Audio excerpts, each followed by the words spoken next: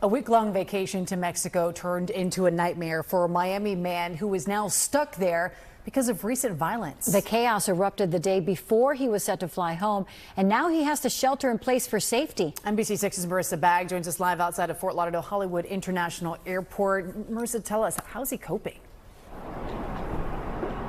Yeah, ladies, he's really just trying to stay calm because he knows so much of what's going on is completely out of his control. But he says there are lots of Americans who are staying in the same area where he is, and right now they're just trying to be cautious.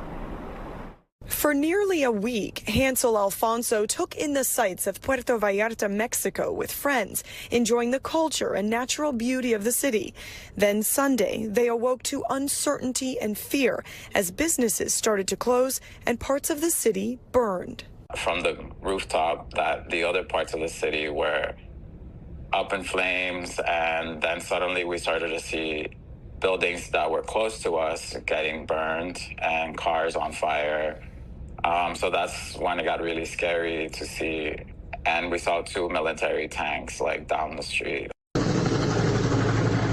Alfonso is sheltering in place at the Airbnb he and his friends rented. But with limited food and water, he says they are forced to venture out.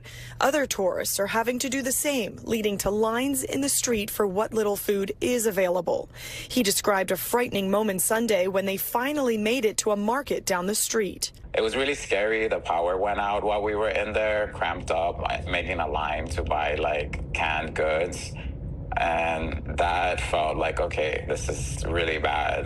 But luckily the power came back on and it hasn't left since.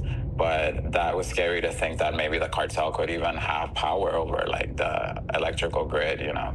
Alfonso shared with us that he broke down earlier today with the realization of how tenuous the situation is.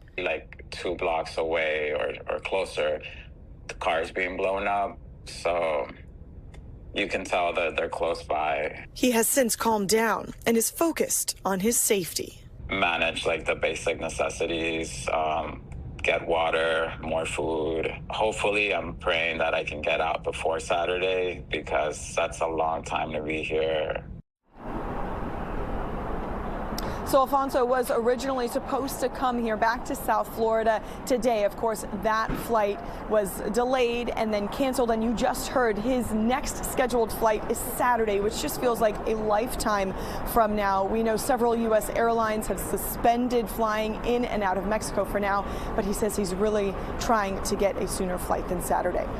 We are live at Fort Lauderdale Hollywood International Airport. I'm Marissa Bagg, NBC6 News.